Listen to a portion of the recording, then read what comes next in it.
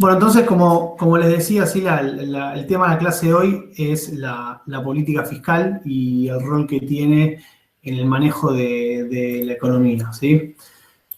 En primer lugar, es importante aclarar que la política fiscal cuenta con fundamentalmente dos herramientas. Por un lado, el gasto público y por otro lado, la política tributaria, ¿sí? Ahora después vamos a ir charlando un poquito de cada una de las dos y mostrar algunos gráficos y estadísticas para el caso argentino, ¿está bien? Lo otro importante, y esto es un punto que vamos a empezar a ver a partir de ahora, es que vamos digamos, a identificar las herramientas que tiene el gobierno, vamos a ver cuáles son los impactos que tienen esas herramientas, y a partir de eso, por lo general, lo que van a hacer los gobiernos es, digamos, de alguna manera, asignar objetivos, ¿sí? Entonces, en el caso de la política fiscal, vamos a ver que los dos grandes objetivos que busca lograr con estas herramientas son, por un lado, tratar de regular la demanda agregada, ¿sí? Tratar de mantener el crecimiento económico en línea, sobre todo cuando la economía entra en una fuerte recesión, ¿sí? O sea, digamos que la lógica sería, sobre todo, hacer una política fiscal importante cuando la economía no anda bien. Y por otro lado, el otro elemento que es sumamente importante es el de la redistribución de los ingresos. ¿Sí? El Estado, vamos a ver que con las dos herramientas, a partir de cómo gasta y cómo recauda, va a poder influir de manera bastante importante en la distribución del ingreso entre los diferentes estratos económicos, ¿sí? Entonces, arranquemos por el gasto público. Primero que nada, digamos, nos vamos a enfocar por lo general en el gasto público a nivel nacional, es decir, todos los gastos que realiza el gobierno, pero hay que también tener en cuenta que a eso, ¿no? Cuando uno mira el gasto público total de una economía, a eso hay que agregar el gasto que hacen las provincias y también los municipios, ¿sí? Ahora, como nosotros vamos a analizar, digamos, el gasto público a nivel nacional, ¿por qué el del gobierno? Bueno, porque justamente el gobierno tiene decisión sobre el gasto a nivel nacional, ¿sí? O sea, el gobierno no le dice cuánto ni cómo gastar a las provincias y a su vez las provincias no le dicen cuánto ni cómo gastar a los municipios, ¿sí? Ahora, en cuanto a la relevancia y la magnitud del tamaño del gasto y la recaudación, bueno, obviamente que el de mayor impacto es el del gobierno nacional, y por lo tanto vamos a enfocarnos en eso, ¿sí? Pero hay que tener en cuenta que después las provincias y los municipios también gastan y recaudan con sus limitaciones y digamos, con sus tamaños más pequeños, pero gastan y toman también este tipo de decisiones de manera individual, ¿sí? Entonces, como les decía recién, un punto que es sumamente importante, y esto ya lo deberían tener bastante en claro, es que el gasto público es uno de los principales componentes de la demanda agregada, ¿está bien? Y entonces, por lo tanto, afecta directamente al PBI, ¿sí? Recuerden la digamos, identidad contable que venimos viendo siempre, el PBI, ¿no? La oferta agregada de la economía es igual a todos los componentes de la demanda agregada, donde el gasto público era uno de esos. En Argentina representa aproximadamente el 20% del PBI, con lo cual es un número bastante importante, ¿sí? Fíjense que si, por ejemplo, el gobierno decidiera aumentar el gasto público un 5%, eso automáticamente llevaría a un incremento del gasto del 1%, del PBI del 1%, ¿sí? Y es importante aclarar esto de automáticamente, porque vamos a ver que en realidad el efecto es más grande todavía, ¿sí? Pero por un tema matemático, si tenemos de un lado el PBI y tenemos del otro lado el gasto, bueno, si el gasto, por ejemplo, pasa de 100 a 150 pesos, automáticamente sabemos que el PBI aumenta en la misma cantidad, ¿está bien? Desde ya vamos a ver que eso también puede tener un impacto tanto positivo como negativo en otras variables. O sea que después hay que analizar, digamos, al final del día cuál es el impacto total que termina teniendo el gasto público en el PBI, ¿sí? Entonces, como les decía recién, acá es donde vinculamos el tema del gasto con el multiplicador keynesiano. ¿Por qué? Bueno, justamente porque cuando el Estado decide, ¿no? Que es importante también esta aclaración, el Estado tiene siempre la capacidad de decidir aumentar el gasto público y después vamos a ver cuáles pueden ser los límites frente a esa decisión. Pero digamos que cuando el Estado decide hacer eso, si bien automáticamente vimos que eso lleva a un incremento del PBI, el resultado final, por lo general, es más elevado. ¿Por qué es más elevado? Bueno, porque justamente habíamos visto el concepto del multiplicador keynesiano. ¿Sí? Imaginemos que el gobierno decide hacer una política fiscal expansiva y aumentar la inversión en 1 millón de pesos. ¿Está bien? Recuerden que eso estaría contabilizado dentro del gasto público y por lo tanto sabemos que el incremento de la inversión automáticamente tiene un impacto positivo en el PBI. ¿Sí? Imaginen que el Estado está gastando dinero para hacer obras públicas. Para hacer esas obras públicas se contratan empresas privadas que realizan dichas obras y por lo tanto eso lleva a un aumento de la producción. ¿Está bien? Ahora, luego de ese aumento de la producción, sabemos que el análisis no termina ahí. Porque esas empresas, para poder aumentar la producción, lo que tuvieron que hacer es también aumentar la cantidad de trabajadores que tienen, ¿sí? O pagarles ingresos más elevados. De cualquier manera, el aumento de producción lleva a un incremento en los ingresos de la población. Y sabemos que el aumento del ingreso de la población también lleva a un incremento del consumo. ¿Sí? Este es el efecto multiplicador directo que vimos anteriormente. ¿Está bien? Ahora, también vimos que si las empresas ven que están vendiendo de manera sostenida, eso también puede llevar a un efecto positivo en la inversión, que es lo que se conoce como el efecto acelerador. Desde ya, esto debería llevar tiempo, debería ser un crecimiento sostenido, e insisto, vamos a ver después cuáles pueden ser los límites que puede presentar el aumento del gasto público, pero en principio, digamos, vean que el efecto sería positivo y que tendría, ¿no?, un par de vueltas en la dinámica económica y por lo tanto el efecto positivo sería superior al aumento inicial del 1 millón de pesos que teníamos en este ejemplo, ¿sí? Otro punto importante, y ya mirando particularmente, digamos, el caso de Argentina, es cómo evolucionó el gasto, ¿no? Acá podemos ver del 2003 al 2019 la evolución del gasto primario. Cuando hablamos de gasto primario es el gasto neto de los intereses de la deuda pública, ¿sí? Básicamente es el gasto total sin contemplar ese componente. Entonces, fíjense, medido en términos del PBI, cómo el gasto aumenta de manera sostenida entre 2005 y 2015 y luego, a partir de ahí, empieza una reducción bastante importante hasta el 2019, ¿sí? Después vamos a charlar un poquito más sobre por qué sucedió esto, pero, digamos, el punto en el fondo acá es si es correcto que el gasto aumente, ¿no?, sostenidamente y qué impacto puede tener eso en la economía, ¿sí? Porque justamente después vamos a ver que el gasto no puede aumentarse indefinidamente, ¿no? Eso tiene que ir acompañado de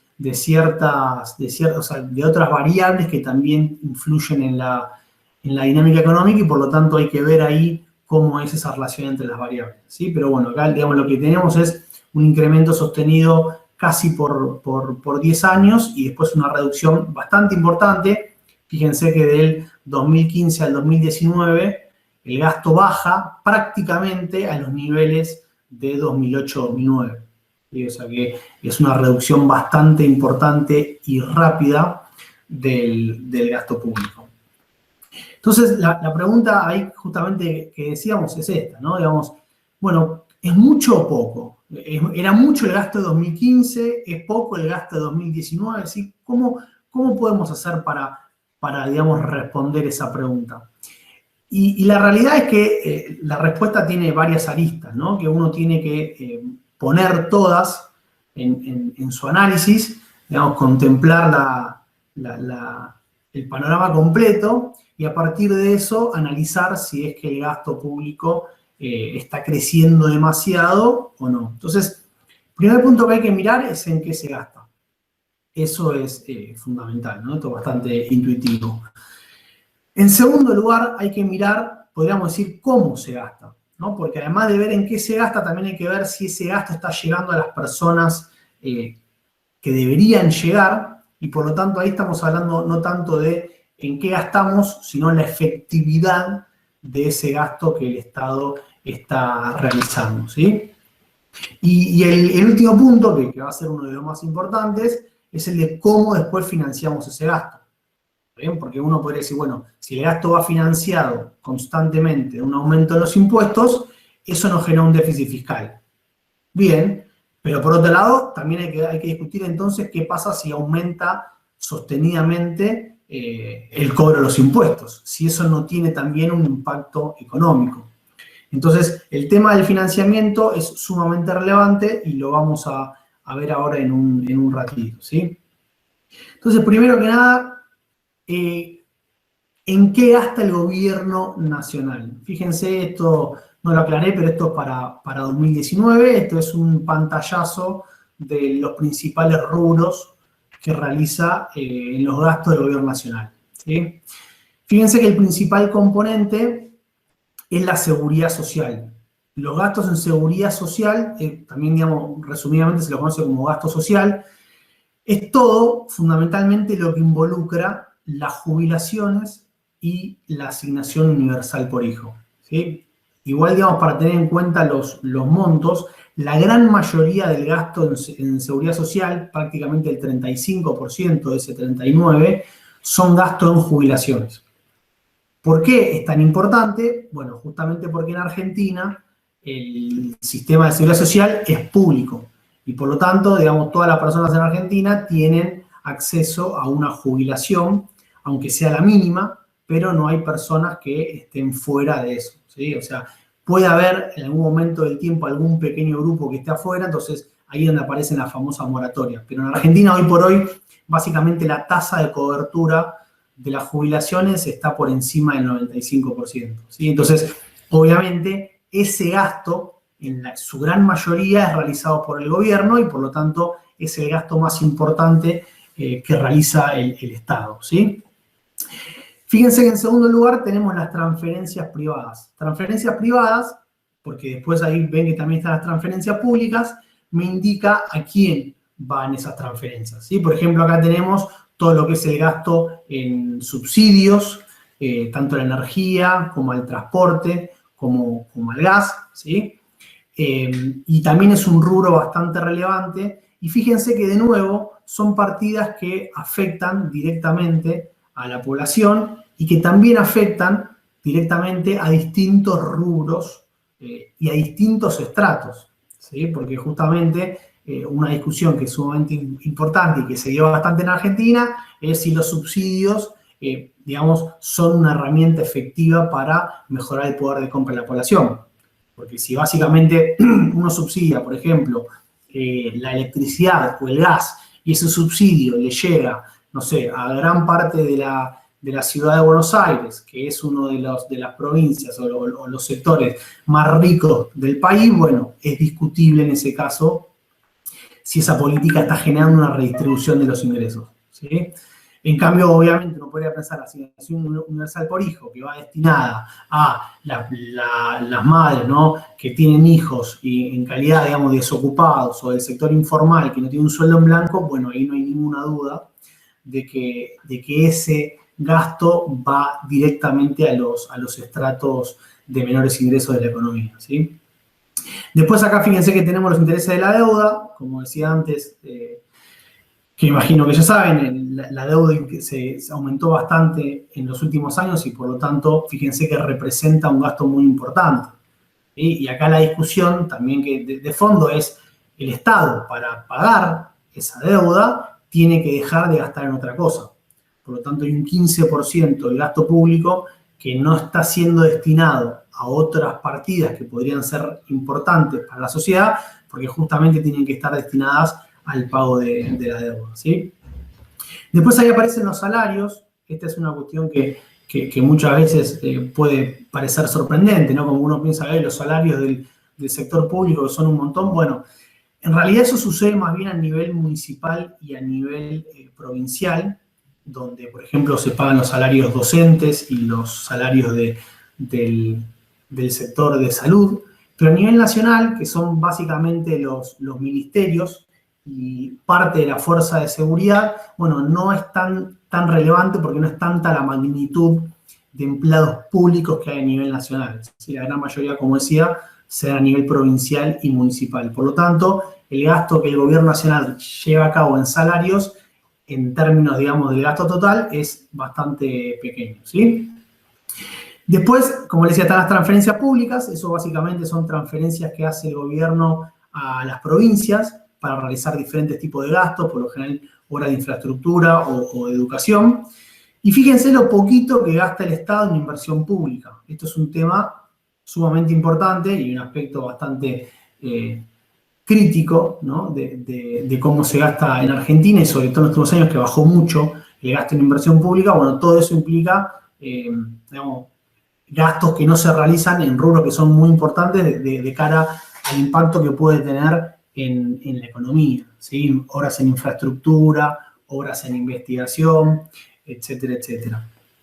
Después lo que viene en servicios son, digamos, gastos de consumo del Estado, ¿no? No sé, imaginemos, qué sé yo, fotocopias, máquinas, todas las cosas que hagan falta para, digamos, las oficinas de los ministerios, y eso va ahí en bienes y servicios y también es un porcentaje bastante menor, ¿sí?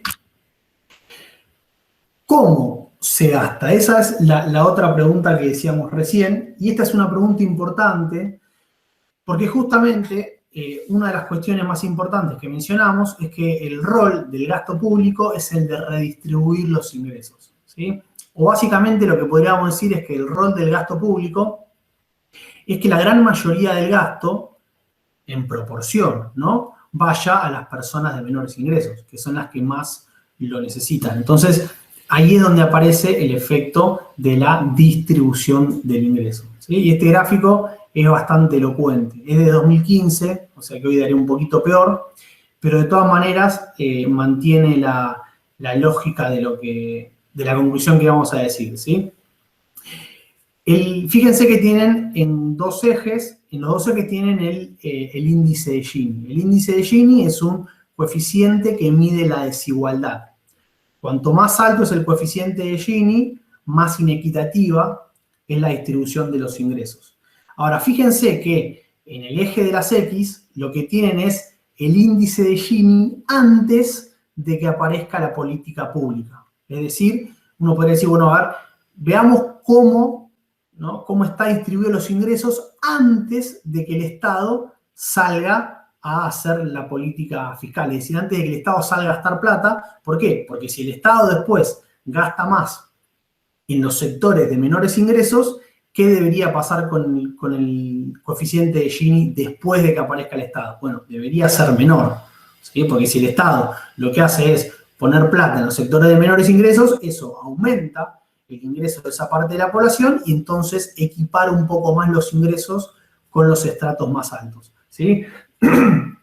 Entonces, tomemos como ejemplo, fíjense el caso de Brasil, que está ahí arriba a la derecha. Brasil tiene un coeficiente de Gini antes de la política fiscal prácticamente de 0,55, 56. ¿Sí? Es uno de los países más, 0,58. ¿Sí? Es uno de los países más inequitativos que hay. Y fíjense que cuando vemos lo que pasa después que aparece el Estado, eso baja un poquito, pero no termina de ser lo suficientemente importante, ¿sí? Fíjense, por ejemplo, el caso de Colombia. El caso de Colombia también, ¿no?, tiene, en realidad, antes de que aparezca el Estado, tiene un coeficiente de Gini menor al de Brasil. Pero ¿cuál es el problema que tiene? Bueno, el problema que tiene es que la política fiscal en Colombia es nula, ¿sí? Nula en el sentido de que tiene nulo impacto en la distribución del ingreso y, por lo tanto, el índice de Gini después de la política fiscal es exactamente igual. Entonces, por ejemplo, acá queda clarito que Brasil, que tiene en realidad una sociedad más inequitativa que la colombiana, termina con una sociedad un poquito menos inequitativa gracias a el rol de la política fiscal, ¿sí? En particular del gasto público. Si se fijan, la línea diagonal que ven ahí, cualquier país que esté ubicado en esa línea diagonal, lo que me está mostrando es que el impacto de la política fiscal es neutro en términos de la distribución del ingreso. Y que cuanto más nos movemos hacia abajo y hacia la derecha, mayor es el impacto distributivo de la política fiscal, ¿sí? Entonces, fíjense que por lo general, la política fiscal debería tener un efecto redistributivo. Ahora, miren los puntitos rojos. Los puntitos rojos me están marcando países subdesarrollados, por lo general la gran mayoría países latinoamericanos. Y fíjense que por lo general en todos esos países el impacto de la política fiscal es sumamente bajo. Están todos muy pegaditos a la diagonal esa que les decía. Y hay uno solo que se destaca en este caso y que está en el medio de los países más desarrollados, que es justamente el caso de Argentina. Y fíjense que Argentina tiene un índice de Gini antes de que aparezca la política fiscal de 0,5, pero que gracias a la política fiscal baja a 0,35 y por lo tanto ubica al nivel de inequidad similar al de los países más desarrollados, ¿sí? Por lo tanto, esto es lo que está mostrando, es que justamente el gasto público está bastante bien direccionado, ¿sí? ¿Por qué pasa esto, no? ¿Cuáles son las cuestiones que hacen que en particular a Argentina, un país que, digamos, tiene una política fiscal bastante redistributiva? Bueno, básicamente es que la gran mayoría de los servicios son públicos. Básicamente estamos hablando de educación y salud, ¿no? Son dos servicios que son sumamente importantes, bueno, y jubilaciones, que también lo vamos a analizar después, ¿no? Pero son tres rubros donde el Estado se hace cargo totalmente de esos servicios y por lo tanto la provisión es pública.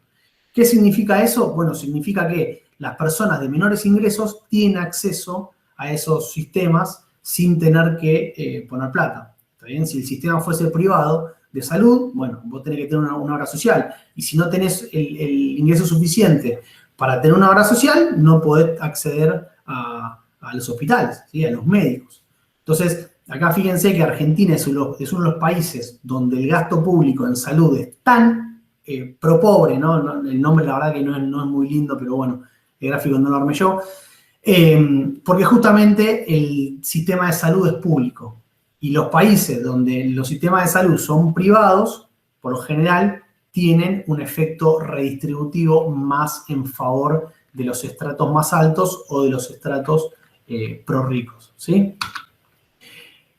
¿Cuál es, digamos, la mala, ¿no? Porque, para matizar un poco la cuestión. Bueno, el tema es que en algunos casos este gasto puede ser elevado y eso puede tener un impacto en la redistribución, pero puede no ser del todo efectivo, ¿sí? O sea, fíjense que este gráfico lo que está mostrando en el eje de las X es cuánto se gasta en términos de gasto social, que justamente es el gasto que tiene mayor impacto en términos redistributivos, y precisamente ese impacto. ¿Sí? Fíjense que la gran mayoría de los países desarrollados tienen un impacto redistributivo mucho mayor que los países de Latinoamérica.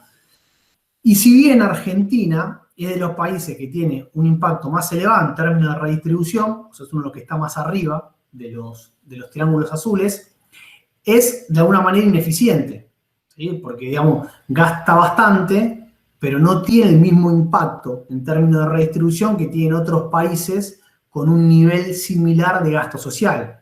Ejemplo típico, no sé, fíjense Japón, Nueva Zelanda, Italia o España, Noruega, países que gastan los mismos niveles que Argentina y sin embargo su efecto redistributivo es sumamente mayor, ¿sí?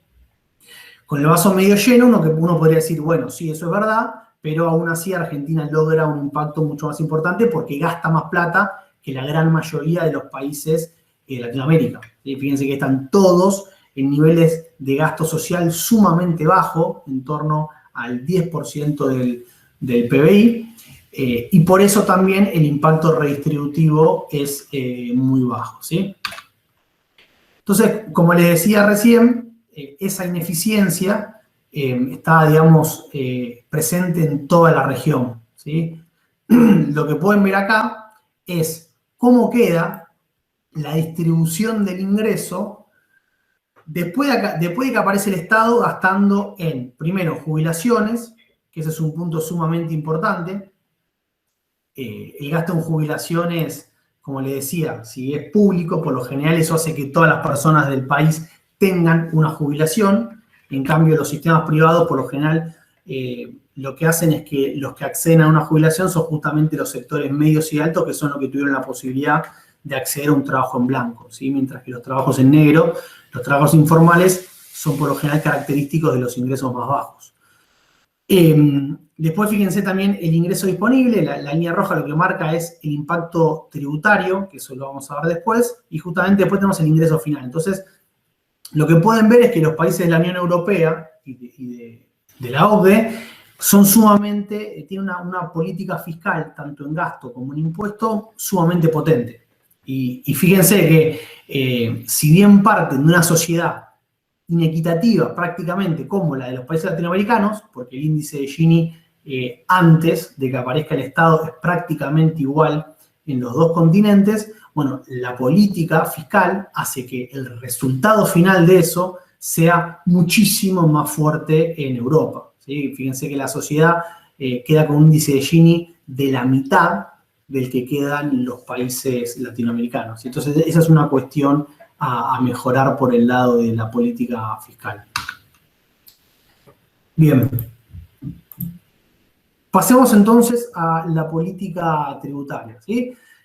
Acá estamos hablando del cobro de impuestos y un aspecto que es muy importante de remarcar es que a diferencia del gasto público, la política tributaria tiene un impacto indirecto en el PBI, ¿sí? Esto uno lo puede ver de manera automática, porque cuando pensamos en la identidad contable del PBI, bueno, sabemos que los impuestos no aparecen ahí. Por lo tanto, el aumento o la reducción de los impuestos no tiene un impacto directo. Eso no significa que no tenga impacto, ¿sí? Pero vamos a ver que el impacto es menor al del gasto público. Y para, digamos, entender eso, hay que analizar cuál es la respuesta o cómo impacta en las personas y en las empresas. Primero, detengámonos en las personas, ¿sí? El impuesto o el cobro de impuestos por parte del gobierno lo que hace es afectar el ingreso disponible de las personas. O sea, piensen, no sé, yo gano 50.000 pesos, pero ¿qué pasa? De esos 50.000, automáticamente hay, no sé, 10.000 que se me van en impuestos.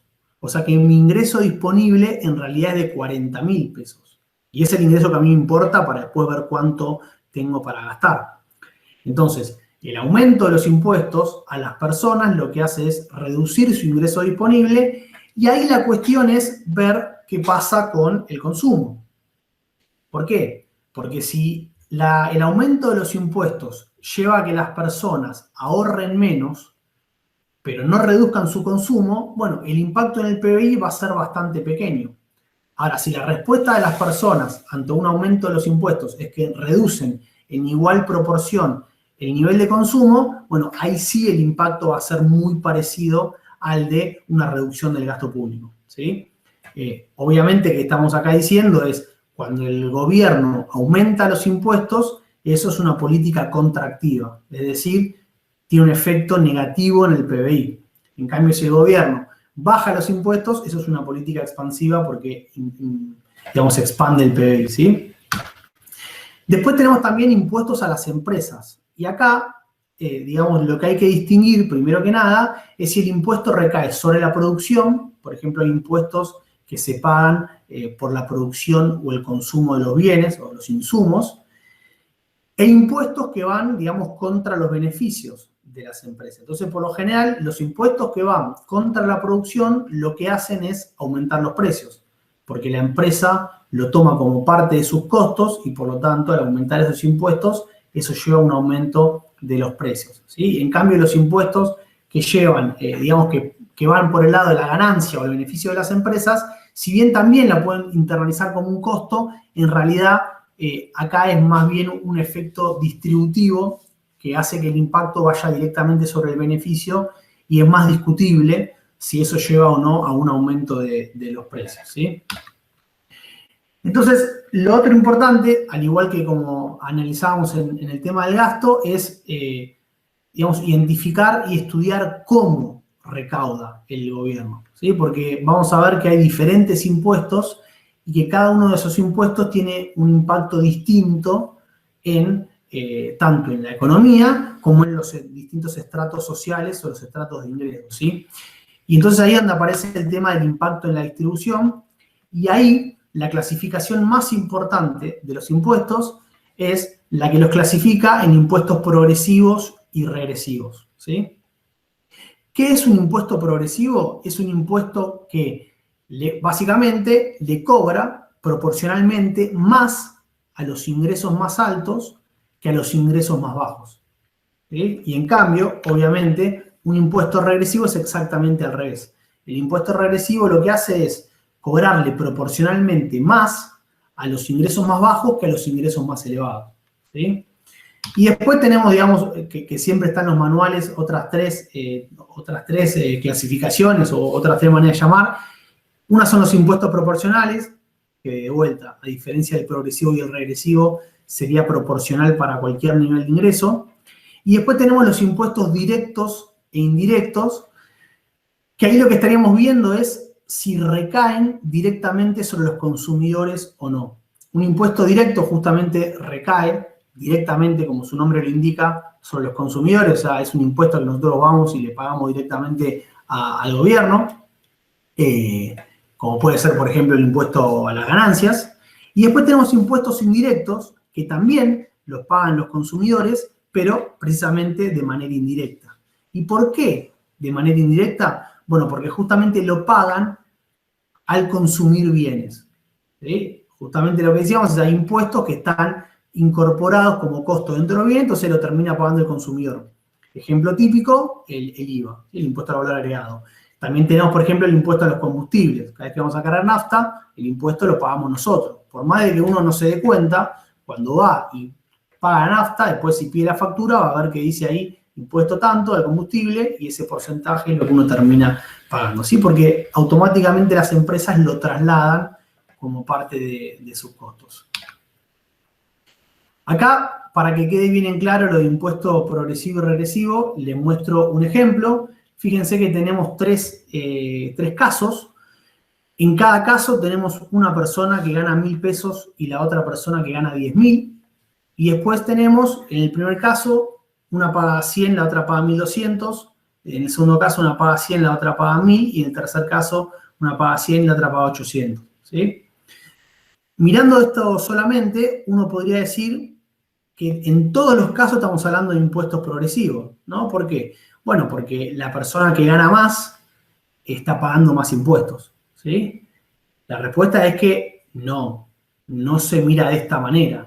La manera de analizar y de saber si un impuesto es progresivo o no, como decíamos antes, es en términos proporcionales. Es decir, hay que mirar cuánto está pagando la persona en relación a sus ingresos, ¿sí? Y acá, digamos, queda clarísimo que el caso A es el progresivo, porque la persona de mayores ingresos es la que está pagando una mayor proporción de impuestos precisamente en relación a sus ingresos, ¿sí? Y el caso regresivo sería el caso C, donde en realidad está pagando menos que la persona de 1.000 pesos, ¿sí?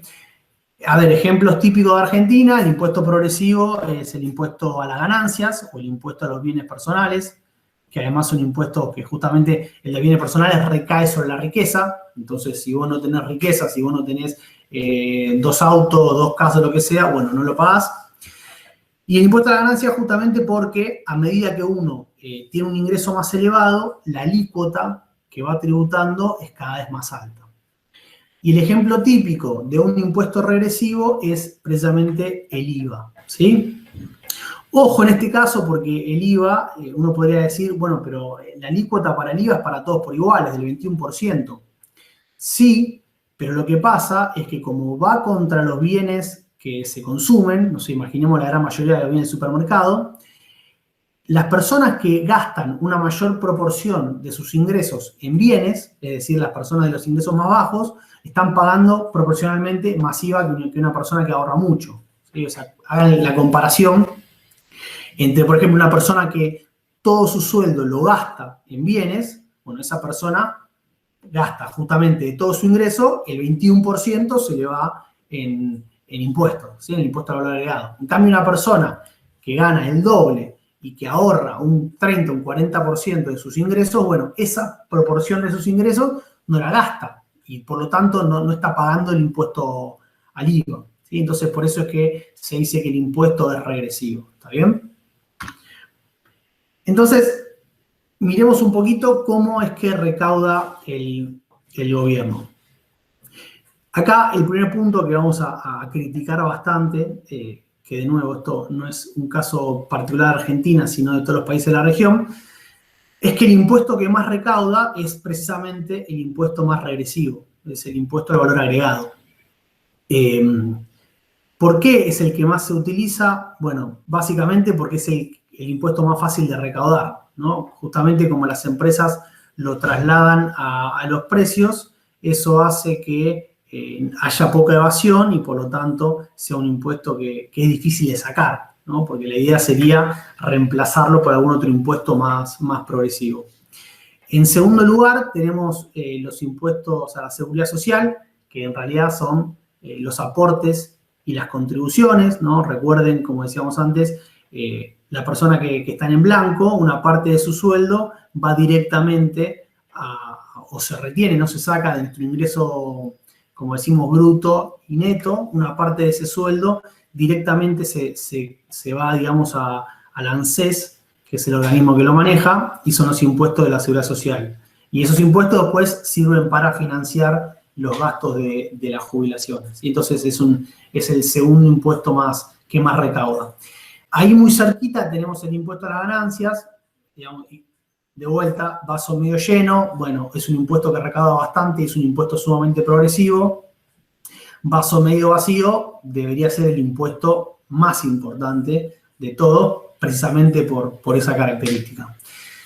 Después tenemos todo lo que son los derechos aduaneros, ¿sí? Retenciones, impuestos a los productos importados, así que eso también es relevante para Argentina. Después tenemos el impuesto al cheque, que es un impuesto, bueno, obviamente va sobre las transacciones financieras, y también muchas empresas lo trasladan como parte de sus costos, y después tenemos una bolsa de pequeños impuestos, como decíamos antes, a los combustibles, bienes personales, que también lamentablemente es un impuesto que la Argentina recauda muy poco y sumamente progresivo, ¿sí? Pero todo eso estaría dentro de ese pequeño resto del 5%. Y como decía antes, ¿sí? Fíjense, acá estamos comparando con la recaudación de la OCDE, que son principalmente países desarrollados, y acá podemos ver grandes diferencias entre cómo recauda Latinoamérica y cómo recaudan los países más desarrollados.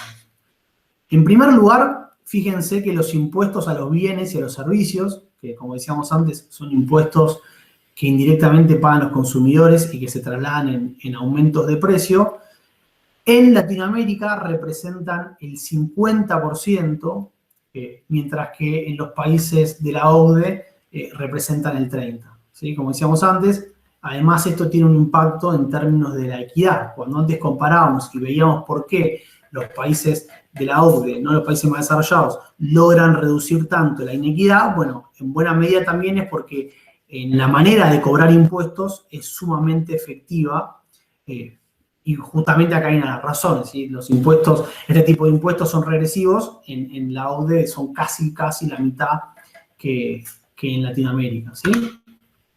Y justamente, como decíamos recién, fíjense que el impuesto a las ganancias, o a las ganancias y los beneficios, es muchísimo más importante. No tanto como decíamos recién en los bienes y servicios, pero igual es 7 puntos más elevado que en los países latinoamericanos, ¿sí? La combinación de esos dos efectos, bueno, obviamente que lleva un efecto distributivo mucho más elevado. Y también, el otro punto que es importante destacar, que también tiene un efecto importante en la distribución, es el gasto en la seguridad social, ¿sí? La mayor cobertura y el mayor gasto en jubilaciones permite jubilaciones más elevadas que le llega a toda la población y de nuevo genera un impacto distributivo mucho más elevado, ¿sí? Entonces, por eso es que cuando uno compara la potencia de la distribución de la política fiscal, se ve claramente las ventajas o, digamos, los efectos que tienen por este lado, ¿sí? Tanto por el lado de cómo gasta, por el lado de cómo recauda y las diferencias que uno ve entre los países latinoamericanos y los países más desarrollados, ¿sí? Y nos queda el último elemento, que en realidad es una combinación de los otros dos, ¿sí? ¿Por qué? Porque el Estado, como decíamos antes, gasta y recauda, pero por lo general no gasta lo mismo que recauda. Entonces, eso lleva a que el resultado fiscal pueda ser o superavitario o deficitario. Obviamente, si el Estado recauda más de lo que gasta, eso implica que tiene un superávit fiscal, pero en cambio, si el Estado gasta más de lo que recauda, eso implica que tiene un déficit, ¿sí? Y obviamente es el caso que vamos a analizar, porque es el caso más importante para la economía. El primer punto que es relevante destacar es que cuando aumenta el déficit fiscal, eso implica una política fiscal expansiva, ¿sí? Eso implica que el Estado lo que está haciendo es, como se le conoce, ¿no?, inyectar demanda. ¿Por qué? Bueno, porque está aportando más de lo que está sacando, ¿no? Pensemos, un aumento del gasto público, si dejamos, ¿no?, toda la economía igual y el Estado decide aumentar el gasto público, eso implica una inyección de demanda. Si dejamos todo igual y el Estado decide reducir los impuestos, eso también implica una inyección de demanda porque las personas tienen más plata para gastar. Y justamente, fíjense que esas dos cosas lo que hacen es aumentar o deteriorar el resultado fiscal, ¿sí? Pasar a un déficit más elevado. En cambio, la reducción del gasto público o el aumento de los impuestos lo que hacen es reducir la demanda agregada, son políticas contractivas, pero a la vez lo que hacen es mejorar el resultado fiscal, ¿sí? Digamos, puede ser que de un déficit pasemos a un superávit o que de un déficit elevado pasemos a un déficit más chico, ¿sí? Fíjense, acá tenemos el resultado fiscal de Argentina para los últimos años. Como mostramos antes, la contrapartida de la expansión sostenida del gasto público del 2005 al 2015 fue que el déficit se fue incrementando. Al principio, uno podría decir, estuvo bastante estable hasta el 2011-2012, pero a partir de ahí el déficit cada año pasa a ser más elevado y eso después vamos a ver que tiene consecuencias y que difícilmente se pueda sostener, por lo menos en Argentina, un déficit creciente, ¿sí? Bueno, y a partir de eso justamente, como desde 2017 en adelante se reduce el déficit, aunque se reduce, digamos, la barrita celeste es lo que se conoce como el déficit primario, lo que gasta y lo que recauda. El problema es que buena parte del financiamiento, que eso lo vamos a charlar ahora en breve, se hizo con deuda y entonces, si bien el Estado gastaba menos, tenía que destinar una mayor parte del gasto a intereses de la deuda. Entonces, en realidad, el resultado final del gobierno no había sido tan, digamos, positivo en términos de reducción del déficit como era, porque justamente los intereses se iban acumulando cada vez más. Entonces, esto nos lleva justamente al último punto que quiero charlar, que es que no es solamente importante el tamaño del déficit, sino que también cómo se lo financia. Y esto es particularmente importante para los países periféricos o subdesarrollados como Argentina. Básicamente, para financiar el déficit, el gobierno tiene tres maneras, ¿sí? La primera es endeudarse en los mercados internacionales, o sea, piensen lo que está pasando con el gobierno, ¿sí? El gobierno gasta más de lo que recauda, imaginemos que el gobierno gasta 10.000 pesos, recauda 5.000, por lo tanto, le están faltando financiar 5.000 pesos, que para poder gastar más de lo que recauda, de alguna manera tiene que financiar. ¿Cuál sería esta posibilidad? Lo que hace el gobierno es decir, bueno, me voy a endeudar por 5.000 y voy a colocar esa deuda en los mercados internacionales. O sea que en este caso, justamente lo que hace es endeudarse en dólares. Entonces lo que hace el gobierno es endeudarse en dólares. Para hacer cuentas sencillas, imagínense que el tipo de cambio es de 10 pesos por dólar. Entonces lo que hace es endeudarse por 500 dólares. ¿Sí? Ingresan esos dólares, se los vende al Banco Central, que acumula divisas, y a cambio el Banco Central le da 500 pesos. Entonces, con esos 500 pesos el gobierno estaría financiando el déficit fiscal. ¿Está bien? ¿Cuál es la segunda posibilidad? Bueno, hacer lo mismo, pero no colocar la deuda en los mercados internacionales, sino colocar la deuda en el mercado local, ya sea con las empresas o con las familias de Argentina. En ese caso, también puede ser que coloque deuda en dólares, porque eso es una práctica que se puede hacer, pero por lo general la deuda la hace en pesos. Lo que hace es emite un bono por 500 pesos, obviamente con un interés para que la gente o las empresas quieran comprarlo, y entonces recibe plata del sector privado, de las empresas de la familia, esos 500 pesos, y a cambio emite esa deuda en el mercado local, ¿sí? La tercera posibilidad es recurrir directamente al Banco Central. En este caso, lo que hace es que directamente le dice, che, vos tenés la maquinita, dame los 500 pesos. Emití, créame, ¿no? Un billete de 500 pesos y con eso lo voy a pagar. Técnicamente, en realidad, lo que hace el gobierno es colocarle al Banco Central, ¿no?, una deuda, un título, por 500 pesos, pero con una tasa de interés de cero, ¿no? Te digo, che, somos parte del mismo gobierno, o sea que a vos no te voy a cobrar intereses, ¿sí? Entonces, lo que hace de esa manera es que le da un bono y a cambio recibe los 500 pesos y esos 500 pesos los utiliza para financiar el gasto. Fíjense que en este caso es obviamente emitir, ¿no?, lo que se conoce como la famosa emisión directa o creación directa de pesos, ¿sí? Ahora bien, a partir de esto, el punto que hay que analizar es lo que se conoce como la sostenibilidad, ¿sí? ¿Y por qué justamente es importante esto?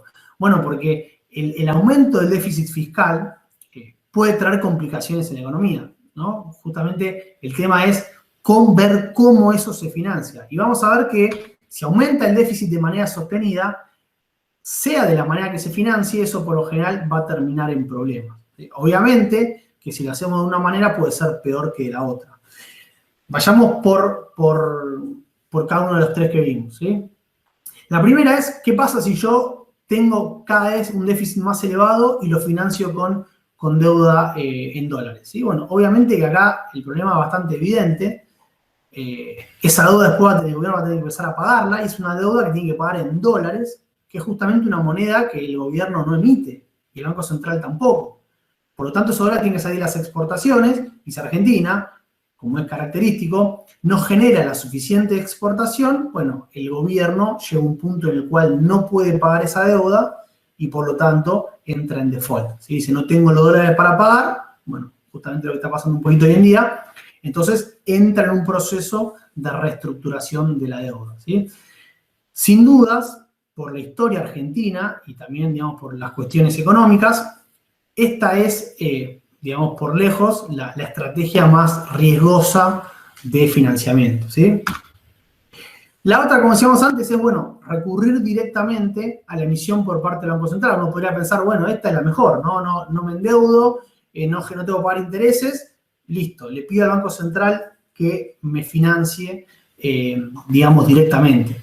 De nuevo, si el déficit fiscal tiene un nivel pequeño, moderado, digamos, esa emisión directa no tendría un impacto tan importante. Ahora, si el déficit año a año se va incrementando y eso hace que el gobierno esté inyectando constantemente dinero, ¿no? Bueno, el gran problema, como sabemos, es que también esos pesos van a meter presión en el valor del tipo de cambio, porque van a ir a demandar dólares, y esa demanda de dólares, de nuevo, si las exportaciones no aumentan de manera importante, como suele suceder, no alcanzan y por lo tanto se genera una devaluación, ¿sí? Entonces, también esta estrategia presenta un límite. Y la estrategia intermedia porque a priori no tiene ninguno de estos dos problemas. ¿Por qué no tiene ninguno de estos dos problemas? Bueno, porque la deuda en pesos, a diferencia de la deuda en dólares, siempre la puedo pagar, porque justamente es una moneda que el Banco Central es la moneda del país, que siempre la puede terminar emitiendo. Entonces no es tan riesgosa como la deuda en dólares, y a priori no es un aumento en la cantidad de dinero, porque fíjense que en este caso el déficit lo financio con plata que ya estaba en la economía, porque yo le estoy pidiendo la plata a alguna persona o a alguna empresa. Entonces lo que hay es un enroque entre, digamos, dos activos, ¿sí? Pero no hay inyección neta de liquidez, ¿sí? No hay creación nueva de pesos. Ahora, ¿qué pasa? De nuevo, si el déficit crece sostenidamente y uno utiliza esta estrategia, lo que está pasando es que el gobierno está constantemente aumentando su deuda pública. Y lo que puede pasar en este caso es que también las personas y las empresas argentinas digan, che, esto en algún momento termina mal, y entonces que dejen de prestarle plata al gobierno y que entonces el gobierno tenga que recurrir a pagar esa deuda con pesos, ¿sí? Entonces volvemos a un caso parecido al de la emisión directa. De repente el gobierno tiene que inyectar un montón de pesos de manera repentina en la economía con las complejidades y los problemas que eso puede tener, ¿sí? Y para cerrar, una aplicación, digamos, práctica de lo que estuvo pasando hoy en día, bueno, como saben, con el tema de la pandemia, eso generó un impacto muy fuerte en la actividad económica y entonces, digamos, llevó a que el gobierno tenga que salir a gastar plata para sostener los ingresos de la población, ¿sí? También las empresas, el ATP, el IFE, y encima se redujo fuertemente la recaudación porque ninguna persona está pagando los impuestos porque no tiene los ingresos. Entonces, eso llevó a un incremento del déficit sumamente importante. Fíjense cómo en los primeros meses, la gran mayoría de ese déficit se financió fundamentalmente con el Banco Central. Entonces, fue una inyección de dinero sumamente importante y en parte, esto después lo vamos a analizar, pero parte de eso se fue a la compra de dólares y por lo tanto al aumento del tipo de cambio paralelo, ¿sí? En cambio, a medida que fueron pasando los meses y el gobierno fue mejorando su capacidad para colocar deuda en el mercado local, eso hizo que, primero, el déficit se vaya reduciendo, ¿no? Porque a medida que el impacto de la pandemia se iba achicando, eso iba mejorando las cuentas del Estado, y a su vez que también dejara de utilizar el financiamiento directo del Banco Central y pasar a utilizar cada vez más el financiamiento a través del mercado local. Entonces, comparemos, por ejemplo, el caso de abril con el de agosto, y es una gran diferencia. ¿Por qué? Bueno, en los dos casos hay déficit, pero en un caso la inyección de dinero es nula, y en cambio en el otro hay una buena inyección por parte del Banco Central. Si esto, vinculándolo con lo que veíamos previamente y con lo que vamos a ver luego, acá después vamos a ver que hay que ver cuál es la respuesta del Banco Central, porque el Banco Central tiene herramientas a través de la política monetaria para absorber luego esa inyección de dinero que está haciendo el Banco Central, el gobierno, ¿sí? Pero podemos decir que de alguna manera también lo complica, porque si justamente la economía no tiene los suficientes dólares, eso va a terminar repercutiendo en el tipo de cambio, ¿sí? Pero bueno, digamos, acá lo que quiero que ustedes se queden con esto es que, digamos, no solamente es importante el nivel del déficit fiscal, ¿sí? Si es mucho o poco, sino que también es importante cómo se financia, porque puede ser que el déficit fiscal sea pequeño y que eso sea un problema, como también puede ser que el déficit fiscal sea elevado y que eso no sea un problema, ¿sí? Si se puede financiar de manera sostenible. ¿Está bien?